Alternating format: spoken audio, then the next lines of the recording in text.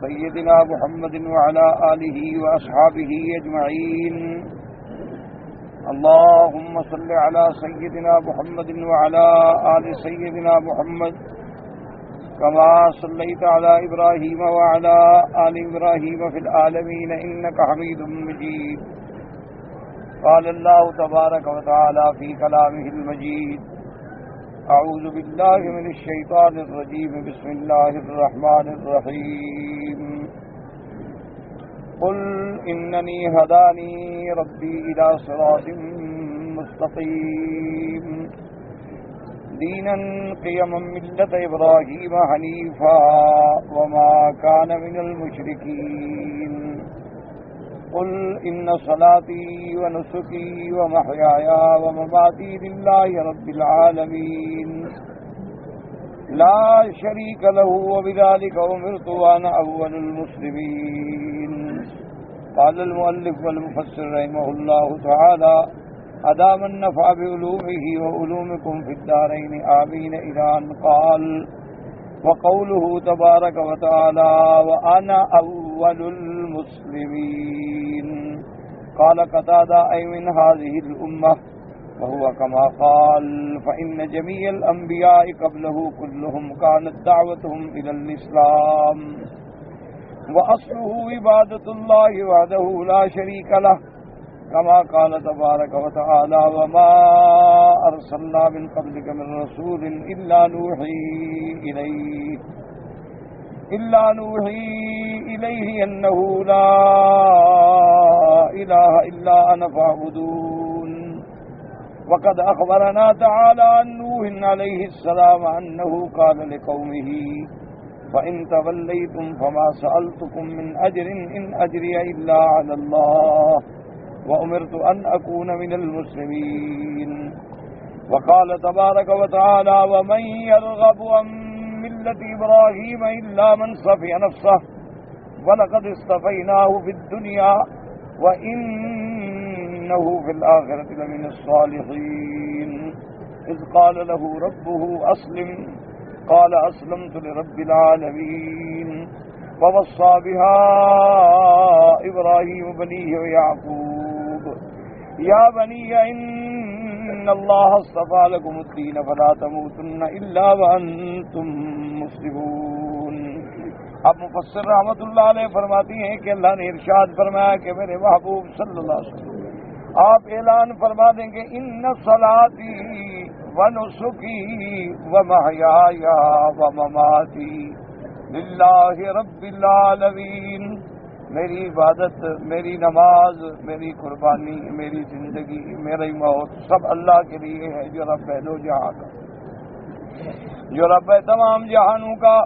اور فرمایا اسی کا مجھے حکم دیا گیا ہے وَأَنَا أَوَّلُ الْمُسْلِمِينَ، اور سب سے پہلے میں ہوں اللہ تبارک و تعالیٰ کی فرما برداری کرنے والا.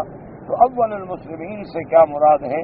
تو اب مفسر رحمۃ اللہ علیہ فرماتے ہیں کہ اس کا مقصد یہ ہے کہ آپ اپنی امت میں سب سے پہلے اللہ پر، اللہ کے احکام پر ایمان لانے والے ہیں، اپنے آپ کو اللہ کے سونپنے والے ہیں. چونکہ باقی دنیا تو پھر نبی کی دعوت پر ایمان لائے گی، تو سب سے پہلے ایمان لانے والے جو ہیں اول المسلمین جو ہے وہ نبی کی شان ہے، وہ محمد مصطفیٰ صلی اللہ علیہ وسلم کی شان.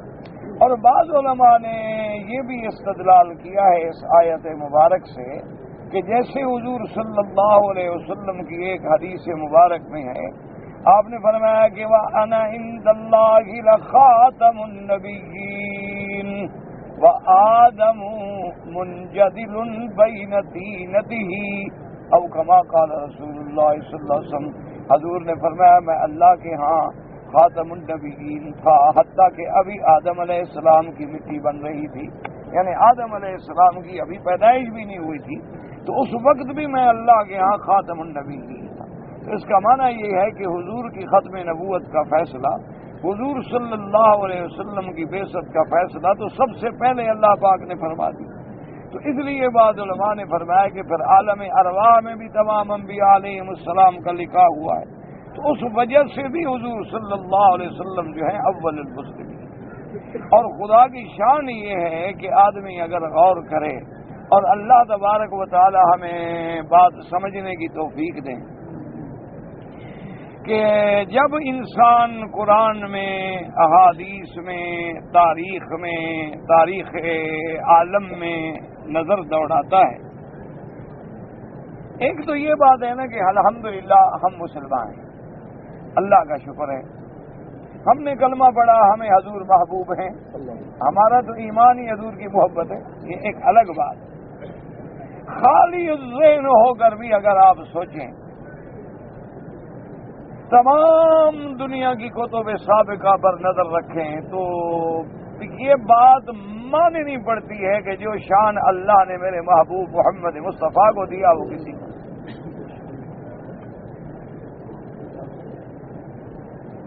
یعنی آج اگر مثال کے طور پر سمجھانے کے لیے کہ اگر خدا رحمت کرے کوئی کافر بھی ہے، یہودی ہے، نصرانی ہے، ہندو ہے، لیکن اپنے دماغ سے تعصب کو نکال کے ایک طرف کر کے دماغ خالی کر لے اور حقائق کی روشنی میں فیصلہ کرے تو اس کو بھی ماننا پڑے گا کہ ساری کائنات میں افضل جو ہے وہ محمد صلی اللہ علیہ وسلم۔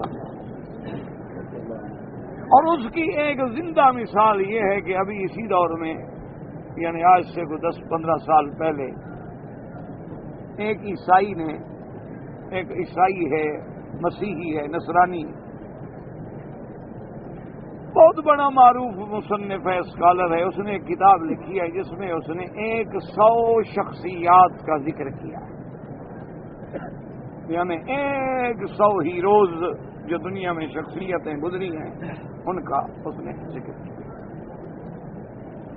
وہ خود نصرانی ہے، خود جو ہے وہ دین عیسیٰ علیہ السلام پر ہے، لیکن اپنی اس کتاب میں سب سے پہلے نمبر پہ اس نے لکھا ہے سیدنا محمد رسول اللہ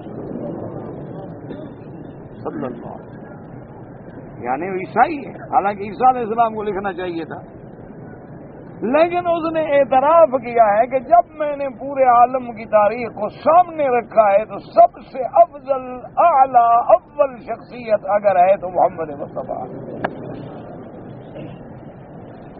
اچھا، اس سے اپنے لوگوں نے سوال کیا کہ تم عیسائی ہو، نصرانی ہو، تم نے یہ کیا کیا؟ عیسیٰ علیہ السلام کی بڑی شان ہے، اور عیسیٰ علیہ السلام کے بارے میں تو مسلمان بھی مانتے ہیں کہ وہ آسمانوں پہ اٹھائے گئے ہیں، اور عیسیٰ علیہ السلام نے شادی نہیں کی، عیسیٰ علیہ السلام نے مہد میں کلام کیا، بڑی شان ہے، تم نے یہ کیا کیا؟ انہوں نے کہا یہ ٹھیک ہے، لیکن تاریخ یہ بات روز روشن کی طرح واضح کرتی ہے کہ عیسیٰ علیہ السلام کو بھیجا بنی اسرائیل کے لیے گیا تھا۔ وہ کہتے ہیں یہ شان ہے بالکل عیسیٰ علیہ السلام کی، میں مانتا ہوں، لیکن ایک خاص قوم کے لیے ان کو نبی بنا کے بھیجا گیا تھا، وہ پورے عالم کے لیے نبی بن کے نہیں آئے۔ اور یہ شرف جو ملا ہے کہ ایک اللہ کا نبی ہے، سرزمین عرب میں پیدا ہوتا ہے اور اپنی دعوت ہدایت جو ہے مشرق، مغرب، شمال، جنوب، گورا، کالا، عربی، اجمی، بغیر کسی تخصیص کے سب کے لیے نبی ہے، اور وہ کھل کے کہتے ہیں کہ بعثت الی الاحمر والاسود، اللہ نے مجھے ہر گورے کالے کے لیے بھیجا، اور وہ سب کو دعوت دیتے ہیں کہ یا ایھا الناس انی رسول اللہ الیکم جمیعا، یا ایھا الناس اعبدوا ربکم الذی خلقکم، یا ایھا الناس اتقوا ربکم ان زلزلۃ الساعۃ شیء عظیم۔ یہ دعوت عالمی جو ہے، یہ دعوت عامہ جو ہے، یہ صرف محمد مصطفیٰ صلی اللہ علیہ وسلم نے دی ہے۔ وہ کہتے ہیں کہ میں نے جہاں جہاں عیسیٰ علیہ السلام کا پڑھا ہے وہ کہتے ہیں یا بنی اسرائیل، یا بنی اسرائیل، یا بنی اسرائیل۔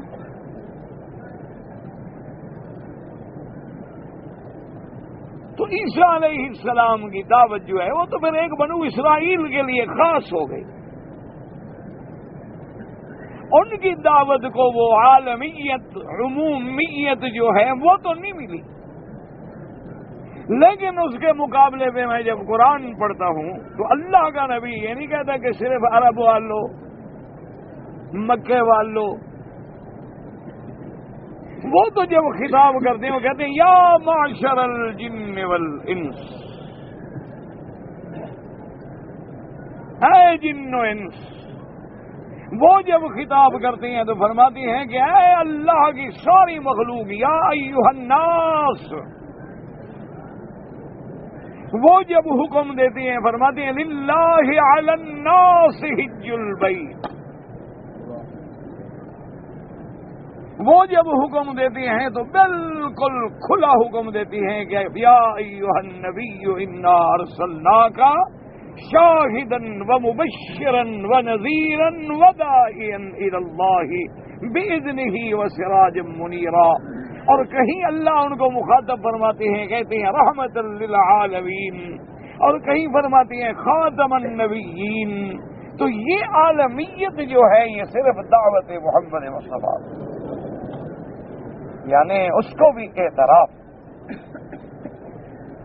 اور اسی طرح ہندوؤں میں ایک بہت بڑا ان کا پنڈت سمجھ لیں، ان کا کوئی بڑا دیوی دیوتا سمجھ لیں، کبیر داس گزرا ہے، تو اس نے باوجود وہ ہندو ہے، یعنی وہ مسلمان نہیں ہے،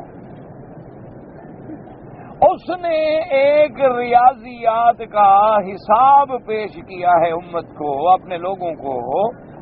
اس نے کہا ہے کہ گو ان چیزوں پہ ہمارا عقیدہ نہیں، مقصد یہ ہے حضور کی شان بیان کرنا کہ والفضل ما شہدت بہ الاعداء، کہ شان تو وہ ہے جو دشمن بھی مانے۔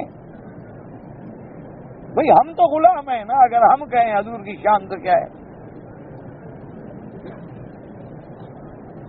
جیسے کہ شاعر نے کہا ہے کہ ما ان مدحت محمدا بمقالتی ولکن مدحت مقالتی بمحمدا۔ وہ کہتے ہیں کہ میں نے جو حضور کی شان میں ایک مقالہ لکھا ہے یا ایک کتاب لکھی ہے، وہ کہتا ہے یہ میں نے حضور کی شان بیان نہیں کی، بلکہ حضور کا نام لے کر میری کتاب کی شان بن گئی ہے۔ وہ کہتا ہے میں کیا حضور کی تعریف کر سکتا ہوں، لیکن میں نے چونکہ حضور کا نام لیا ہے تو میری کتاب کا بھی نام بن گیا دنیا میں۔ تو ہم تو غلام ہیں، ہماری تو بات ہی کوئی نہیں، کلمہ پڑھنے والے کا تو ایمان ہی نہیں جب تک حضور کی محبت نہ ہو۔ اصل بات یہ ہے کہ دشمن ہے، ہندو ہے، اور اس نے ایک عجیب حساب ترتیب دیا ہے، وہ یہ کہتا ہے کہ دنیا کی آپ کوئی چیز لے لیں، اس کے عدد نکال لیں، اور حضور کے نام کے عدد بھی نکال لیں، مثلا 99 عدد نکلیں گے، تو اس پر جب آپ تقسیم کریں گے اس قاعدہ کلیہ کے مطابق تو ہر چیز سے عدد نکلے گا محمد مصطفیٰ۔ وہ کہتا ہے اس کا معنی یہ ہے، یہ دلیل ہے اس بات کی کہ یہ کوئی ایسی ذات ہے کہ معلوم یہ ہوتا ہے کہ سارا یہ کارخانہ گویا اللہ نے اسی پیغمبر کے لیے سجایا تھا کہ جب یہ ساری کائنات سج جائے تو پھر محمد تشریف لے آئیں صلی اللہ علیہ وسلم، کہ حضرت آدم سے لے کر عیسیٰ علیہ السلام تک ہر پیغمبر بھیجا گیا، دنیا پیدا کی گئی، کسی نے آ کے قوم ہود کو دعوت دی، قوم عاد کو دعوت دی، قوم سمود کو دعوت دی، اور جب سارا کائنات کی ہستی عین آخری معراج عروج پہ پہنچی تو آخری نبی محمد الرسول اللہ صلی اللہ علیہ وسلم، اللہ کے کروڑوں صلاۃ و سلام ہوں میرے آقا محمد مصطفیٰ کی ذات پاک پر۔ تو اس لیے آپ دیکھیں کہ اول المسلمین بھی محمد مصطفیٰ ہیں اور آخر النبیین بھی محمد مصطفیٰ ہیں، یعنی ادھر دیکھیں اولیت کا یہ عالم ہے کہ آدم کی ابھی گارا مٹی بن رہی ہے اور حضور فرماتے ہیں میں تو اللہ کے خاتم النبیین ہوں، اور اولیت کا یہ عالم ہے اور آخریت کا یہ عالم ہے کہ تمام انبیاء کی نبوت پہ اللہ نے میرے مدنی کو بھیج کے مہر لگا دی کہ بس نبوت کا دروازہ بند۔ اور حضور پاک نے کتنی پیاری مثال دی، فرمایا کہ جیسے کوئی آدمی ایک عمارت تعمیر کرے بڑی شاندار عمارت ہو، خوبصورت، لیکن ایک اینٹ کی جگہ خالی ہو تو ہر دیکھنے والا کہتا ہے بھائی یار عمارت تو بڑی عجیب ہے، پتہ نہیں یہ جگہ خالی کیوں چھوڑ دی۔ تو اللہ نے جو نبوت کی عمارت تعمیر کی تھی اس میں جو آخری اینٹ کی جگہ تھی وہاں محمد مدنی کو بھیج کے عمارت کو بند کر دیا کہ اب نبوت کا محل تیار ہو گیا ہے، اب اس میں کسی کی گنجائش نہیں ہے، لا نبی بعدہ ولا رسول، اور بھیجا سب سے آخر میں، یعنی عالم دنیا میں حضور سب سے آخر میں تشریف لائے، لیکن جب عالم آخرت کی ابتدا ہوگی تو سب سے پہلے روضہ مبارک سے اٹھیں گے محمد الرسول، یعنی ادھر دیکھیں آخریت ہے کہ سب سے آخر میں آنے والے، لیکن عالم آخرت میں سب سے پہلے اٹھنے والے، اللہ کے آگے سب سے پہلے شفاعت کرنے والے، جنت کے دروازے کو سب سے پہلے کھولنے والے، یہ ساری شان جو ہے، اس لیے علماء نے فرمایا کہ اللہ نے جو قرآن میں یہ لفظ فرمایا ہے کہ لفظ بڑا جامع ہے کہ حضور فرماتے ہیں کہ انا اول المسلمین، کہ سب سے اول المسلمین جو ہے وہ میں ہوں، اور اس کے بعد فرماتے ہیں کہ تمام انبیاء بشمول محمد مصطفیٰ صلی اللہ علیہ وسلم سب کے سب ایک دعوت لے کے آئے کہ اللہ کی عبادت کرو اور کسی کی عبادت، سب پیغمبروں کی ایک ہی دعوت ہے اور ایک ہی، اس لیے فرماتے ہیں وما ارسلنا من قبلک من رسول الا نوحی الیہ انہ لا الہ الا انا فاعبدون، کہ میرا محبوب آپ سے پہلے ہم نے کوئی رسول نہیں بھیجا مگر ان پر بھی یہی وحی کی کہ وہ لوگوں کو دعوت دیں کہ کوئی معبود برحق نہیں مگر اللہ، میری عبادت کرو، عبادت صرف اللہ کی۔ اسی لیے فرماتی ہے کہ اللہ تبارک و تعالی نے خبر دی کہ نوح علیہ السلام نے قوم کو کیا کہا، قوم کو آپ نے فرمایا فَإِن تَوَلَّيْتُمْ فَمَا سَأَلْتُكُم مِّنْ أَجْرٍ إِنْ أَجْرِيَ إِلَّا عَلَى اللَّهِ وَأُمِرْتُ أَنْ أَكُونَ مِنَ الْمُسْلِمِينَ۔ حضرت نوح علیہ السلام نے قوم سے فرمایا کہ اے میری قوم، اگر تم پھر جاتے ہو، اگر تم توحید کا انکار کرتے ہو تو میں تم سے کوئی اجرت، کوئی اجر، کوئی بدلہ، کوئی عوض نہیں مانگتا، میرا اجر اللہ تبارک و تعالیٰ پر ہے، اور میں تو اپنے اللہ کو ماننے والے میں ہوں، تم انکار کرتے ہو تو تم جانو۔ حضرت نوح نے بھی یہی دعوت دی، اور ابراہیم علیہ السلام کی دعوت کیا تھی، وَمَن يَرْغَبْ عَن مِّلَّةِ إِبْرَاهِيمَ إِلَّا مَن سَفِهَ نَفْسَهُ، کہ جو ابراہیم علیہ السلام کی ملت کا انکار کرے، نہیں انکار کرتا مگر وہ جس کا عقل بالکل ختم ہو چکا ہو۔ وَلَقَدِ اصْطَفَيْنَاهُ فِي الدُّنْيَا، ہم نے اس کو دنیا میں بھی چن لیا، وَإِنَّهُ فِي الْآخِرَةِ لَمِنَ الصَّالِحِينَ، اور آخرت میں بھی وہ صالحین میں سے ہیں۔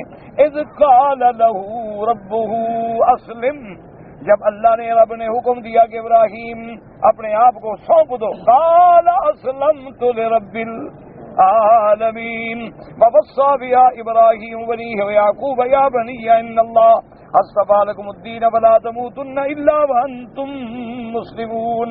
اور ابراہیم علیہ السلام نے اپنی اولاد کو، یعقوب علیہ السلام، اور انہوں نے حکم کیا دیا تھا اپنی اولاد کو کہ اے میری اولاد، اللہ پاک نے تمہارے لیے دین اسلام کو چن لیا ہے، فلا تموتن الا، نہ آئے موت تم کو مگر اس حالت میں کہ تم صحیح مسلمان ہو، صحیح معنوں میں مسلمان بن جاؤ۔ اور مسلمان کا معنی کیا ہے کہ بندہ اپنے آپ کو اللہ کو سپرد کر دے، کہ اللہ کے حکم کے تابع اور غلام بن جائے۔ وقال یوسف علیہ السلام، حضرت یوسف علیہ السلام نے کیا کہا تھا، رب قد آتیتنی من الملک وعلمتنی من تعویل الاحادیث فاطر السماوات والارض انت ولی فی الدنیا والآخرہ توفنی مسلما والحقنی بالصالحین۔ حضرت یوسف علیہ السلام نے بھی کہا میرا اللہ، تو نے مجھے بادشاہت دی، تو نے مجھے ملک دیا، تو نے مجھے خواب کی تعبیر سکھلائی، اور میرے پروردگار عالم تیری ذات ہے آسمانوں اور زمینوں کی پیدا کرنے والی، اور تو ہی میرا دنیا و آخرت میں ولی ہے۔ میرا اللہ مجھے اسلام پہ موت دینا اور مجھے صالحین کے ساتھ اٹھانا۔ تو آپ کی تمنا بھی کیا تھی، مسلمن، تمام صرف اسلام۔ موسیٰ علیہ السلام نے کیا کہا تھا؟ یا قوم ان کنتم آمنتم باللہ فعلیہ توکلوا ان کنتم مسلمین۔ موسیٰ علیہ السلام نے بھی قوم کو یہی دعوت دی کہ اے قوم اگر تمہارا اللہ پر ایمان ہے تو پھر اسی پر توکل کرو اور اسی پر ایمان لاؤ۔ فقالوا علی اللہ توکلنا ربنا لا تجعلنا فتنة للقوم الظالمین ونجنا برحمتك من القوم الكافرین۔ وقال تبارک وتعالی انا انزلنا التوراة فيها هدى ونور يحكم بها النبيون الذين أسلموا الذين هادوا والربانيون والأحبار۔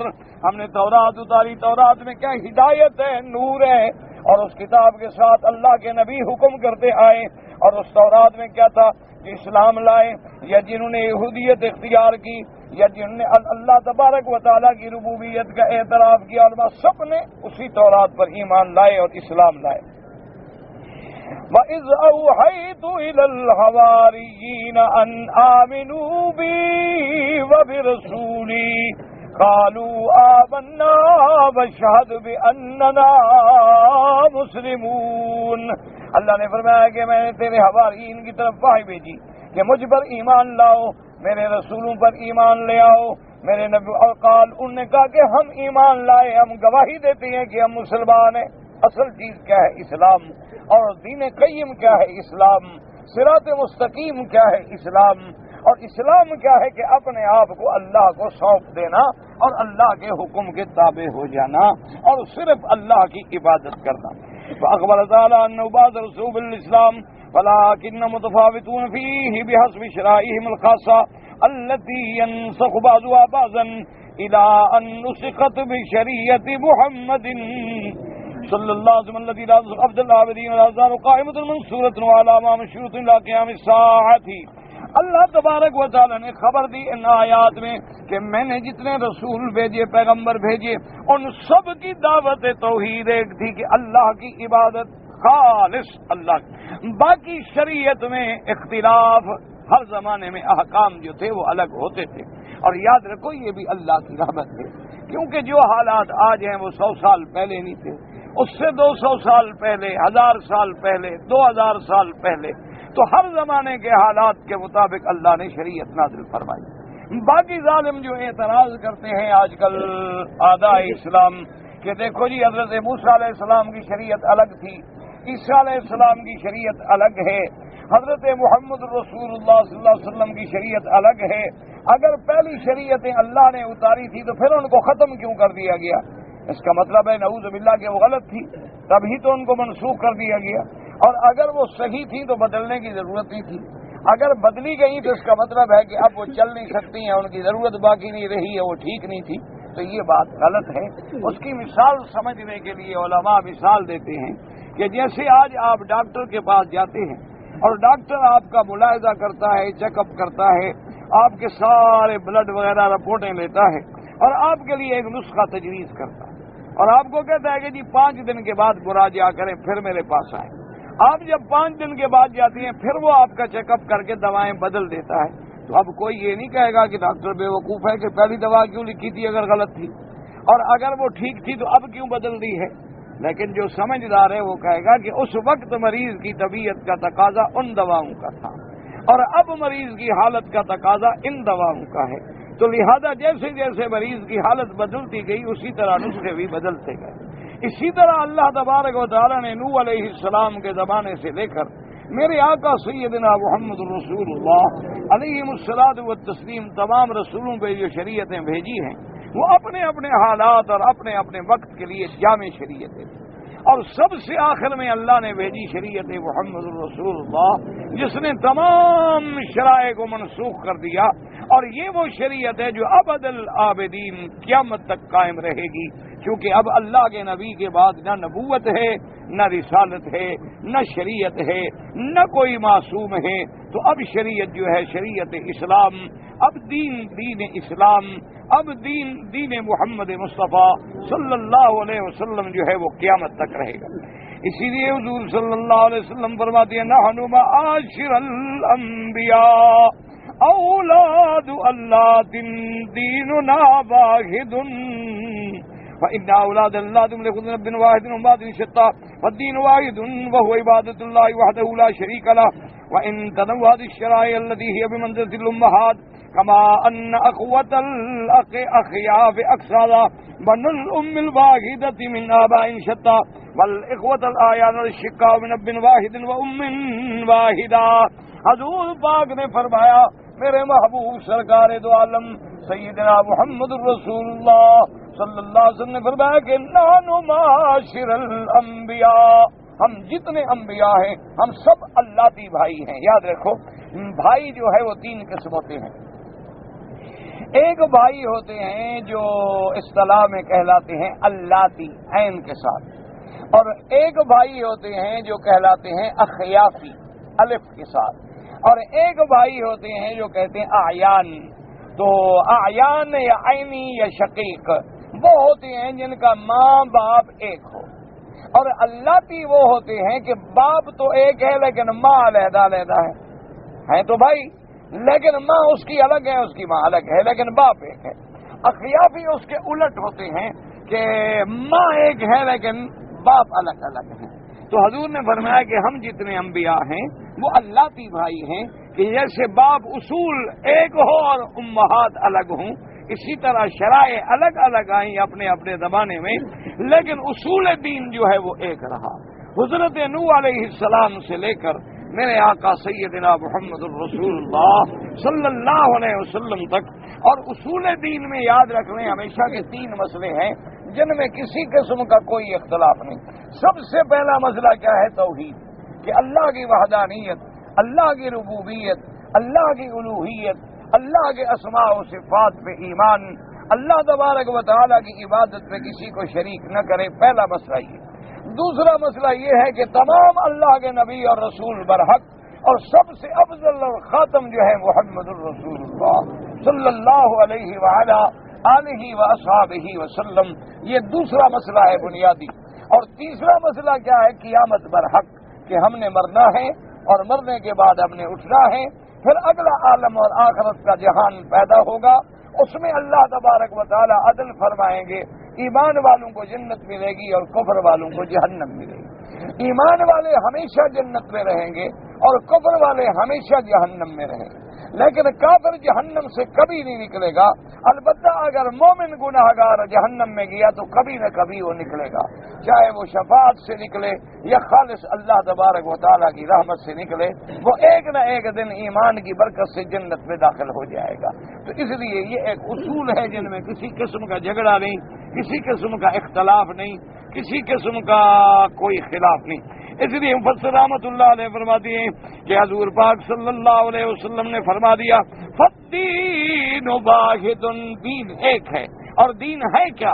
عبادت اللہ وحدہ لا شریک لہ، صرف اللہ کی عبادت، اللہ کے سوا کسی کی عبادت نہ کی جائے. یعنی جتنے انواع عبادات ہیں، جتنے اقسام عبادت ہیں وہ خالص اللہ تبارک و تعالیٰ کے لیے ہیں، اللہ کے سوا کسی کی عبادت نہیں ہوگی. شرائع جو ہیں وہ مختلف ہیں، جیسے کہ ماں الگ الگ ہوتی ہے. اما ان اخوت الاخیاف، اخیافی بھائی وہ ہوتی ہیں کہ ایک ماں تو ایک ہے لیکن باپ مختلف ہیں. اور آیانی بھائی وہ ہوتے ہیں شقا من اب واحد و ام واحدۃ. یہ اس نے مثال سمجھائی یعنی اللہ کی تعریف پر. وقال الامام احمد حدثنا ابو سعید قال حدثنا عبد العزيز بن عبد الله الماجشون قال حدثنا عبد بن الفضل الهاشمي عن الاعرج عن عبد الله بن ابي رافع علي رضي الله تعالى عنه ان رسول الله صلى الله عليه وسلم كان اذا كبر استفتح ثم قال وجهت وجهي للذي فطر السماوات والأرض حنيفا وما أنا من المشركين إن صلاتي ونسكي ومحياي ومماتي لله رب العالمين. کہ حضرت علی رضی اللہ تعالیٰ عنہ سے روایت ہے کہ جب میرے محبوب صلی اللہ علیہ وسلم نماز شروع کرتی اللہ اکبر اور سبحانک اللہم و بحمدک، اس کے بعد حضور صلی اللہ علیہ وسلم یہ آیت مبارک بھی پڑھتے وجہت وجہی للذی فطر السماوات والارض حنیفا وما انا من المشرکین ان صلاتی ونسکی ومحیایا ومماتی للہ رب العالمین لا شریک لہ وبذلک امرت وانا اول المسلمین، اور اس کے بعد یہ پڑھتی اللہم انت الملک لا الہ الا انت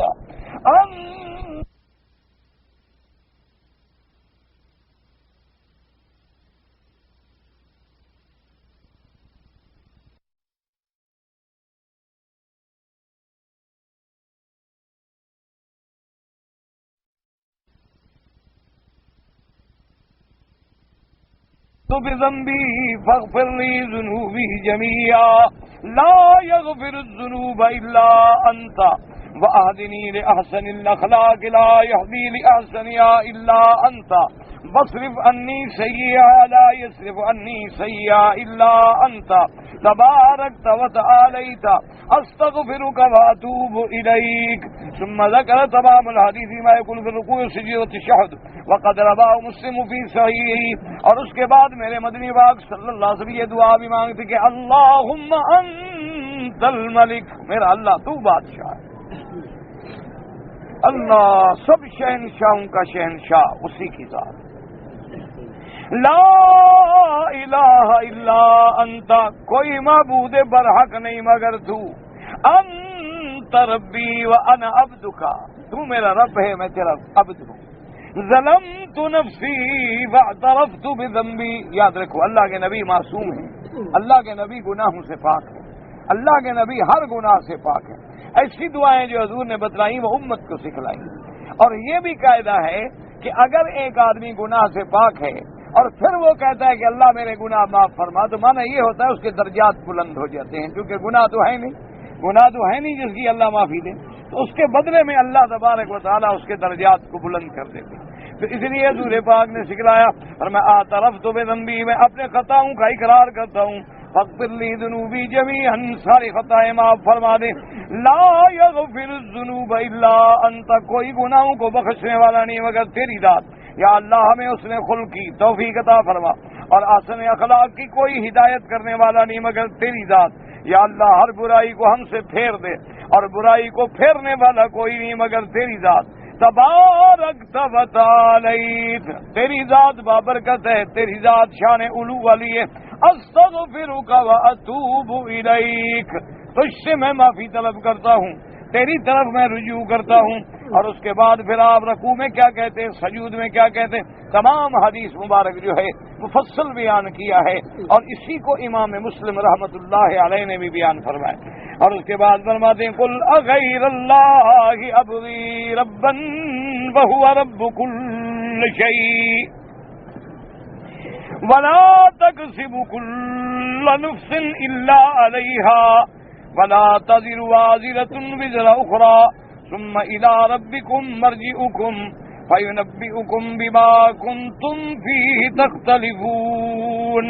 يقول تعالى قل يا محمد صلى الله عليه وسلم لهؤلاء المشركين بالله في إخلاص العبادة والتوكل عليه أغير الله يبغي ربا. اللہ نے فرمایا میرا مدنی پاک صلی اللہ علیہ وسلم آپ ان مشرکین مکہ والوں کو کہہ دیں، آپ ان کو بتلا دیں کہ ظالموں تم کیا چاہتے ہو کہ میں اپنے رب کو چھوڑ کے کسی اور کو رب بناؤں، کیا کہتے ہو؟ اللہ اکبر. پتہ ہے وجہ کیا تھی کہ بعض علماء نے لکھا ہے کہ مشرکین مکہ نے ایک وفد بھیجا حضور کی خدمت. انہوں نے کہا کہ محمد مصطفیٰ صلی اللہ علیہ وسلم ہم آپ کے ساتھ بیٹھ کے ایک مسئلہ طے کرنا چاہتے ہیں. حضور نے فرمایا اچھی بات ہے، کرو. کیا بات؟ انہوں نے کہا حضور ایسا کرتے ہیں کہ آپ مہربانی کر کے ایک فیصلہ کر لیں کہ 1 مہینہ آپ ہمارے دین پہ چلیں، اور 1 مہینے کے لیے ہم آپ کے دین پہ چلیں گے. تاکہ بس لڑائی جھگڑا ختم ہو جائے۔ حضور نے فرمایا کیا کہتی ہوں؟ اور نے کہا اچھا حضور آخری شرط اس پہ آ گئے کہ آپ 1 مہینہ ہمارے دین پہ رہیں، ہم 1 سال جو ہے نا آپ کے دین پہ چلیں۔ اللہ پاک نے حکم دیا کہ میرا محبوب آپ ان کو کھلے الفاظ میں برات کا اعلان کر دیں کہ قل یا ایھا الکافرون لا اعبد ما تعبدون۔ اس ظالموں کیا بات کر،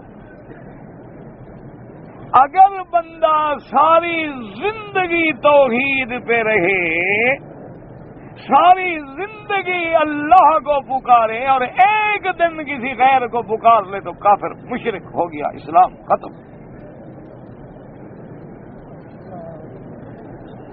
ہاں مسئلہ سمجھ لو، ساری زندگی اللہ کے آگے سجدہ کرو، ایک دن قبر پہ سجدہ کر لیا تو سارے سجدے ختم۔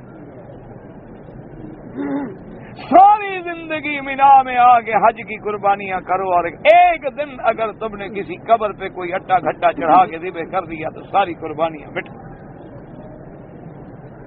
اسی لیے اللہ نے فرما دیا کہ میرا مدنی اعلان کرو کہ قل یا ایھا الکافرون لا اعبد ما تعبدون ولا انتم عابدون ما اعبد ولا انا عابد ما عبدتم ولا انتم عابدون ما اعبد لکم دینکم ولی دین۔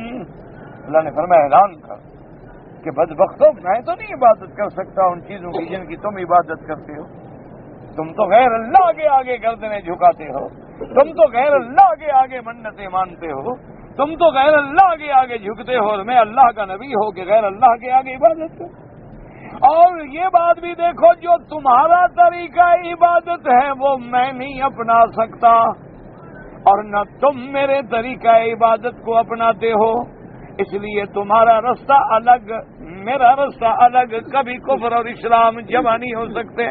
یہ تو ضدین ہیں، جیسے رات اور دن جمع نہیں ہو سکتے، اسی طرح شرک اور توحید جمع نہیں ہو سکتے، کفر اور اسلام جو ہے کبھی جمع۔ اسی طرح دوسری جگہ قرآن قل بغیر اللہ تأمرونی اعبد ایھا الجاہلون۔ اللہ نے فرمایا میرا مدنی آپ ان کو کہیں کہ ظالموں، جاہلو، تم مجھے دعوت دیتے ہو کہ میں اللہ کو چھوڑ کے غیر اللہ کی عبادت کروں۔ جیسے یہاں فرمایا قل اغیر اللہ ابغی ربا، میں اللہ کو چھوڑ کے کسی اور کو اپنا رب بناؤں؟ لا رب سوا، میرے رب کے سوا کوئی میرا رب نہیں، کوئی میرا رازق نہیں، کوئی میرا وَهُوَ رَبُّ كُلِّ شَيْءٍ، اور ہر چیز کا رب جو ہے وہ ہے وَلَا تَكْسِبُ كُلُّ نَفْسٍ إِلَّا عَلَيْهَا، اور کسی نفس کو نہیں ملے گا مگر جو اس نے کمایا ہے۔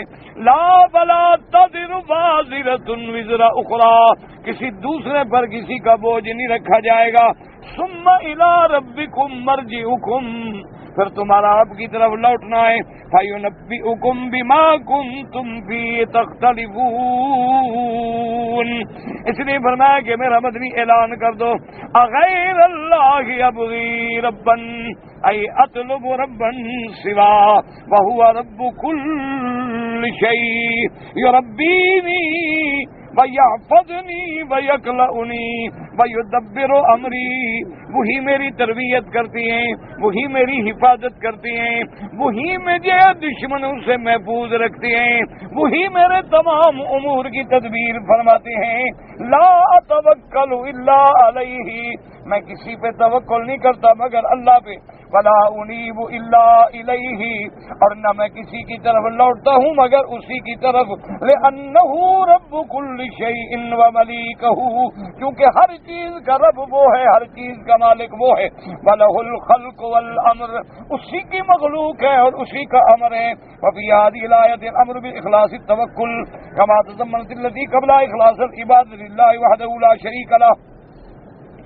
اب مفسر رحمۃ اللہ نے فرماتی ہیں کہ اس آیت میں اللہ نے حکم دیا کہ خالص توکل اللہ پر ہو، جیسے پہلی آیت میں تھا کہ خالص عبادت اللہ کے لیے ہو اور خالص توکل بھی اللہ پر ہو۔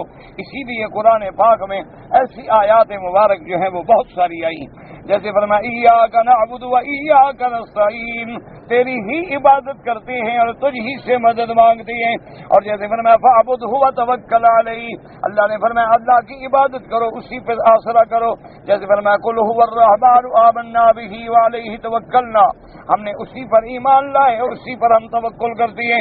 رب المشرق والمغرب لا الہ الا ہو، مشرق و مغرب کا رب وہی اللہ کی ذات ہے، کوئی معبود برحق نہیں مگر اللہ.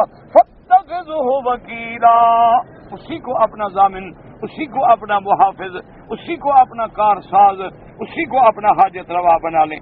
اور یہ بھی فرما دیا کہ کوئی کسی دوسرے کے گناہ میں نہیں پکڑا جائے گا.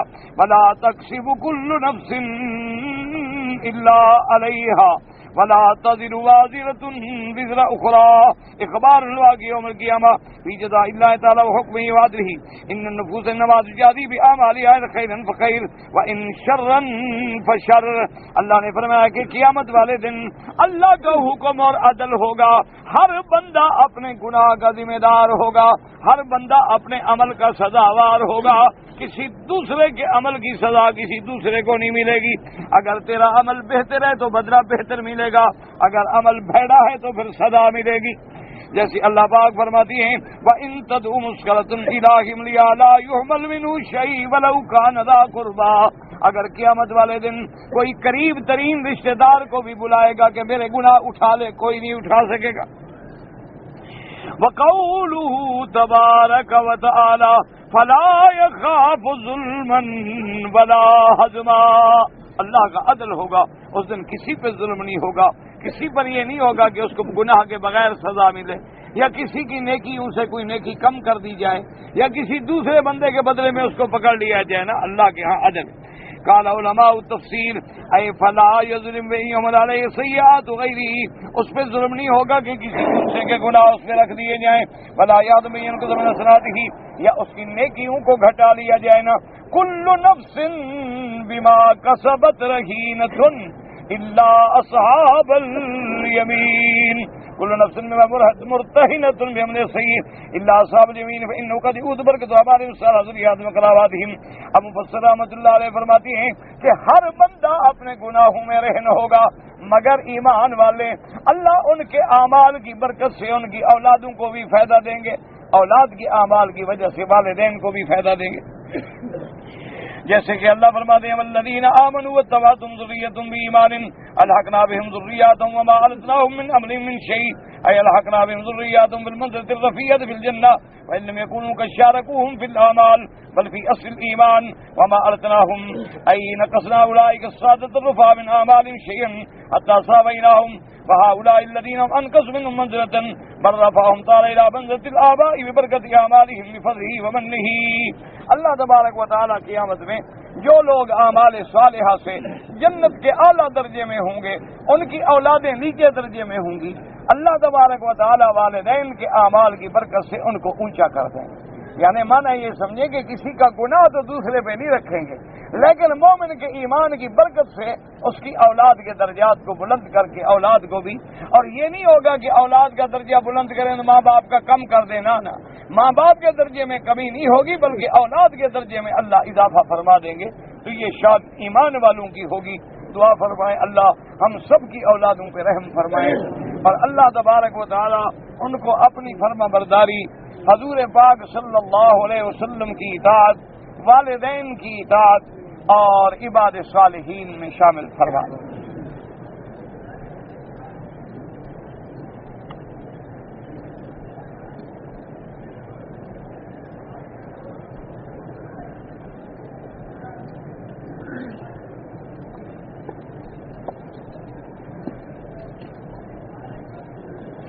کہتے ہیں جی کہ ہم 3 آدمی جو ہیں دبئی سے احرام باندھ کر ایئرپورٹ پہ آ گئے تاکہ جدے جانے کے لیے ہم فلائٹ میں سوار ہوں. ہم نے نفل پڑھ لی، احرام باندھ لیے، لیکن جب ہم ایئرپورٹ پہ پہنچے تو فلائٹ اوور لوڈ ہو گئی اور ہمیں سوار نہیں کیا گیا. تو ہم نے احرام جو ہے وہ کھول دیا. اصل بات میرے بھائی یہ ہے کہ اگر آپ نے نفل بھی پڑھ لیے، احرام بھی باندھ لیا اور نیت بھی کر لی، لبیک پڑھ لی، چاہے میقات آئے نہ آئے، لیکن میقات سے پہلے آپ نے احرام باندھا ہے، وہ آپ کا احرام ٹھیک ہے۔ اب شریعت کا حکم یہ ہے کہ آپ احرام نہیں کھول سکتے تھے جب تک ایک بکری بطور دم ادا نہ کریں۔ اس کو کہتے ہیں دم احصار۔ احصار کا کیا معنی کہ روک دیا جانا، کہ اگر کسی محرم کو روک دیا جائے، چاہے کسی وجہ سے روک دیا جائے، دشمن روک دے، جیسے میرے محبوب محمد مصطفیٰ صلی اللہ علیہ وسلم جب عمرے کے لیے تشریف لے آئے تو مکے والوں نے آپ کو روک دیا، تو حضور صلی اللہ علیہ وسلم جو مقام حدیبیہ پہ روک دیے گئے تو آپ نے وہی احرام کھولا۔ تو مسئلہ یہ ہے کہ احرام ایسے نہیں کھول سکتے آپ، یعنی آپ کو دم بھی دینی ہوگی، سر بھی منڈانا ہوگا، پھر آپ احرام سے نکلیں گے۔ صرف چادریں کھول دینے سے آپ احرام سے نہیں نکلیں۔ بہرحال اب جو آپ نے کرنا تھا وہ تو آپ نے کر لیا۔ اب دوسرے دن یا تیسرے دن فلائٹ پر آپ دوبارہ احرام باندھ کے مکے آ گئے تو عمرہ تو آپ کا الحمدللہ قضا ہو گیا، لیکن وہ دم آپ کے ذمہ باقی ہے۔ لہذا فی آدمی ایک بکری حدود حرم مکہ میں ذبح کر کے غریبوں میں تقسیم کریں تاکہ آپ کے ذمہ وہ دم جو ہے وہ ادا ہو۔ البتہ بعض محدثین نے ایک حدیث کے مطابق ایک راستہ تجویز کیا ہے، وہ یہ ہے کہ جب آدمی احرام باندھنے لگے تو اس وقت یہ نیت کر لے کہ یا اللہ میرا احرام اس جگہ تک ہے جہاں تک تو مجھے لے جائے، جہاں روک دے میں کیا کر سکتا ہوں، تو پھر اسی جگہ دم تو دینی پڑے گی، لیکن دم اسی جگہ دینی پڑے گی۔ تو بہرحال اب آپ ایک بکری فی آدمی، اگر کوئی بچے ہیں چھوٹے نابالغ تو ان پہ تو کوئی دم نہیں، لیکن جو بڑے ہیں، مرد ہیں، عورت ہیں، عمرہ آپ کا دوبارہ قضا آپ نے کر لیا، الحمدللہ آ گئے، عمرہ ہو گیا تو آپ احرام سے نکل گئے، لیکن دم آپ کو دینی ہوگی۔ نے ایک روزہ رکھا ہے، ایک روزے رکھنے کا تو کوئی حکم نہیں ہے، تو لوگوں میں رواج ہے۔ سنت یہ ہے کہ اگر آدمی روزہ رکھے تو 13، 14 اور 15 یا یوم اثنین اور یوم الخمیس۔ تو یہ تو جو تم نے رکھا ہے نہ اس کا کوئی حکم تھا، نہ اس کا شریعت میں کوئی مثال ہے، اور نہ اب کوئی دوسرے کی ضرورت ہے، وہ تو ویسے آپ نے رکھا ہے ایک رواج کے مطابق۔ اللہ کی مرضی ہے، اللہ قبول فرما رہا ہے۔ ایک آدمی کو میں اپنی گاڑی میں لے جاتا ہوں اور وہ مجھے کرایہ دیتا ہے، اور مجھے یہ پتا ہے کہ وہ آدمی بھیک مانگتا ہے، تو یہ اس کا جرم ہے، تمہیں تو کرایہ دیتا ہے، تمہارا کیا قصور ہے؟ یہ تو اس کا گناہ ہے کہ بھیک مانگنا حرام ہے، سوال کرنا بغیر ضرورت کے۔ ہاں ایک آدمی ہے بیچارہ مسافر ہے، محتاج ہو گیا، پیسہ نہیں ہے، کیا کرے، مجبور ہے کسی دوست سے سوال کر سکتا ہے۔ لیکن جن لوگوں نے پیشہ بنا لیا ہے کہ ہر حال میں آنا ہے، بھیک مانگنی ہے، رمضان شریف ان کا سیزن ہے ماشاءاللہ، اور حج جو ہے وہ بھی ماشاءاللہ سیزن ہے، اور بعض لوگ تو ماشاءاللہ یہ کاروبار کرتے ہیں کہ آپ کے ملک سے اور دوسرے ملکوں سے لنگڑے اندھے کانے منگواتے ہیں، ان کی ٹکٹیں بھیجتی ہیں باقاعدہ کہ یہاں جو تک تم بھیک مانگو گے وہ تمہارا ہمارا آدھا ہوگا، تو اچھی خاصی کمائی کر لیتے ہیں ماشاءاللہ۔ انا للہ و انا الیہ راجعون۔ حدیث مبارک میں ہے، یاد رکھو کہ جو لوگ بلا وجہ سوال کرتے ہیں اللہ قیامت کے میدان میں ایسے اٹھائیں گے کہ ان کے چہرے جو ہے پھٹے ہوئے ہوں گے، جیسے زخم ہوتے ہیں پھٹے ہوئے، تاکہ لوگوں کو پتہ لگے کہ یہ چہرہ میں نے ان کو عزت کے لیے دیا تھا، ان نے بندوں کے آگے جا کے ذلیل کیا، تو آج پورے معاشرے میں ذلیل ہو جائے۔ غیر اللہ کے نام کی قربانی حرام ہے، تو مردے کے نام کی قربانی کس طرح کا؟ تو مردے کے نام کی قربانی تو نہیں ہوتی، کس نے کہا ہوتی ہے؟ وہ تو قربانی آپ اللہ کے لیے کر کے ثواب کے لیے دعا کرتے ہیں کہ اللہ اس کا ثواب فنا کو عطا فرما دے، وہ تو ہم اب بھی منع نہیں کرتے۔ وہ تو میں نے آپ کو مثال دی تھی باقاعدہ کہ بھی اگر تم نے مرشد کو، پیر کو ثواب دینا ہے تو پھر بکرا یا دمبا یا گائے یا بیل قبر پہ ذبح کرنے کی کیا ضرورت ہے؟ گھر میں ذبح کر کے ثواب دے دو۔ تم نے آدھا مسئلہ سمجھا تھا شاید۔ اب بھی اگر کوئی بندہ مردے کی قبر پہ جا کے ذبح کرے تو غیر اللہ کی قربانی۔ ایک ہے خیرات کرنا، تم روزانہ ایک جانور ذبح کر کے خیرات کرو کہ یا اللہ اس کا ثواب میرے والدین کو دے، میرے اساتذہ، میرے مشائخ، میرے مرشد، میرے شیخ کو عطا فرما، اللہ ثواب دیں گے، وہ تو کوئی منع نہیں، خیرات کرنا تو منع نہیں۔ اب اگر تمہیں خود کو مسئلہ سمجھ نہ آئے تو اس کا ہم کیا کریں؟ میں نے بعض عربوں کو دیکھا ہے کہ وہ ہاتھ کھول کے نماز پڑھتے ہیں، تو یہ کس مسلک پہ عمل کرتے ہیں؟ تو اسی سے پوچھو جو پڑھ رہا ہے، میرا کیا قصور ہے؟ بھائی جو نماز ہاتھ کھول کے پڑھ رہا ہے، جب سلام پھیرے تو پوچھ لو، اس میں کوئی جھگڑے کی بات ہے نہیں۔ بہرحال اب اس میں جہاں تک فقہ کا تعلق ہے تو امام مالک رحمۃ اللہ علیہ کے ایک روایت میں ہے کہ ہاتھ کھول کے نماز پڑھنا ان کے نزدیک ثابت ہے، اور اسی طرح بعض لوگ جو ہیں اپنے آپ کو فقہ جعفریہ کا پابند کہتے ہیں، وہ بھی ہاتھ کھول کے نماز پڑھتے ہیں۔ لیکن جمہور امت جو ہے، جمہور صحابہ اور تمام روایات صحیحہ اس بات پر ہیں کہ میرے محبوب نے ساری زندگی ہاتھ باندھ کے نماز پڑھی۔ ایک ہے عذر کی وجہ سے کبھی ہاتھ کھول دینا، ورنہ ساری زندگی حضور پاک نے نماز جو ہے وہ ہاتھ باندھ کے پڑھی۔ اگر کوئی مسلک حنفی پر ہے تو جنازے کی نماز میں پہلی تکبیر کے بعد وہ صرف ثنا پڑھے گا، دوسری تکبیر میں درود اور تیسری تکبیر کے بعد دعا، اور اسی طرح حدیث ہے موطا امام محمد رحمۃ اللہ علیہ میں جو حضرت ابی ہریرہ جس کے راوی ہے۔ اور امام ابو حنیفہ رحمۃ اللہ علیہ کے نزدیک تو جنازہ ہے ہی دعا، یعنی وہ تو جنازے کو نماز میں شمار نہیں کرتے، وہ کہتے ہیں نماز وہ ہوتی ہے جس میں رکوع و سجود ہو، اس کو تو ویسے نماز کہہ دیا گیا ہے، ورنہ حقیقت نہیں، یہ دعا ہے۔ باقی ائمہ کے نزدیک چونکہ یہ نماز ہے تو اس لیے امام شافعی رحمۃ اللہ علیہ، امام احمد بن حنبل رحمۃ اللہ علیہ اور اہل حدیث علماء جو ہیں وہ پہلی تکبیر کے بعد فاتحہ پڑھیں گے، دوسری تکبیر کے بعد درود شریف پڑھیں گے، اور اس کے بعد جو ہے وہ دعا پڑھیں گے۔ حتیٰ کہ بعض احناف نے بھی یہ لکھا ہے، بعض علماء احناف کے بڑے بڑے قداور لوگوں نے یہ لکھا ہے کہ اگر کسی نے فاتحہ کو بطور دعا سمجھ کے پڑھ لیا تو کوئی حرج نہیں، مانگنی تو دعا ہی ہے نا، اصل تو جنازہ دعا ہے۔ تو اس لیے بہرحال جو جس طرح بھی پڑھتے ہیں اللہ کا شکر ہے، اللہ تبارک و تعالی سب کی نمازیں اور سب کی دعائیں قبول فرمائے۔ پھر آپ نے پوچھا کہ ایک آدمی ہے مکے میں رہتا ہے، وہ 5 وقت فرض نماز پڑھتا ہے، سنت نفل نہیں پڑھتا ہے، تو وہ جانے تم جانو میرا کیا قصور ہے؟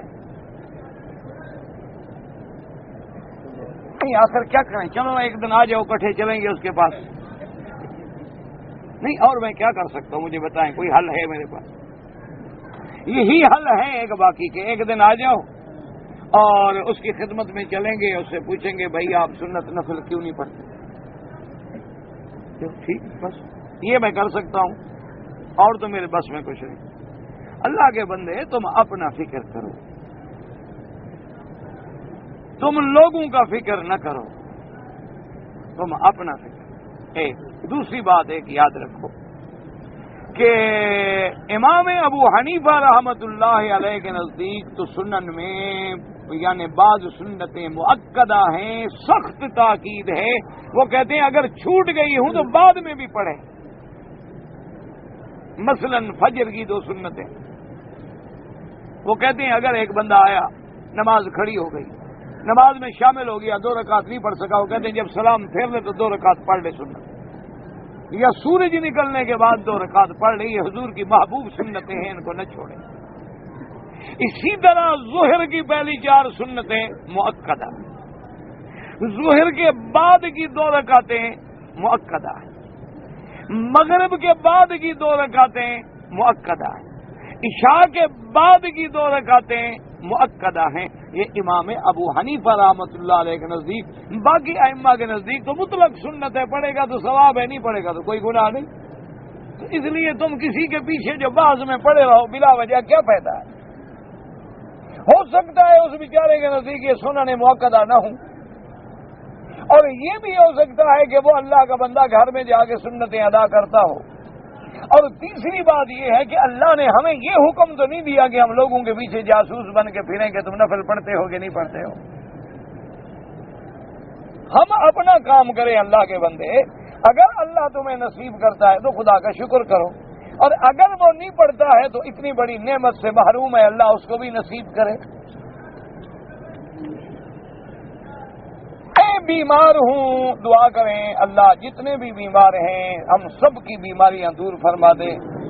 اور جن جن دوستوں نے بیماروں نے خط لکھے ہیں، فون کیے ہیں، دعاؤں کے لیے کہا ہے، اللہ سب کی بیماریاں دور فرمائے. ظاہری، باطنی، روحانی، جسمانی، نفسانی سب بیماریاں دور فرما دے. اور اللہ تبارک و تعالی شفاء کاملہ اور صحت عاجلہ اور دائمہ نصیب فرمائے. اسی لیے آپ میرے لیے، میں آپ کے لیے دعا کیا کریں، اللہ زندگی میں کسی کا محتاج نہ کرے. ابھی واہ ماشاء اللہ. ایک آدمی کہتا ہے کہ میرا سسرال کے ساتھ ہو گیا جھگڑا. اچھا، جھگڑے میں نے یہ کہا کہ میں جب تک دوسری شادی نہ کروں تو خدا بھی دو مانوں گا. واہ بھائی واہ. دیکھو جی ماشاء اللہ، جھگڑا ہو تو یہ ہو گئے کہ یا تو دو شادیاں ہوں ورنہ میں خدا دو مانتا ہوں. انا للہ. توبہ کرو اللہ کے بندے، اور کیا علاج ہے؟ کوئی علاج نہیں. ایک ہی علاج ہے، استغفار کرو، توبہ کرو، اور آئندہ بےہودہ الفاظ زبان سے نہ نکالا.